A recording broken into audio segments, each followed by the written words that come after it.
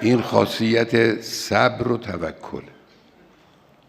مردم غزه با ایستادگی خودشون اسلام رو ترویج کردن. اسلام رو ترویج کردن. در اطراف دنیا انسان‌های جستجوگر میخوان بگن چیه این عاملی که مبارز فلسطینی رو اینجور تو صحنه نگه میداره؟ این اسلام چیه؟ اسلام رو معرفی کرد. قرآن رو محبوب کردن در خیلی از چشم‌ها.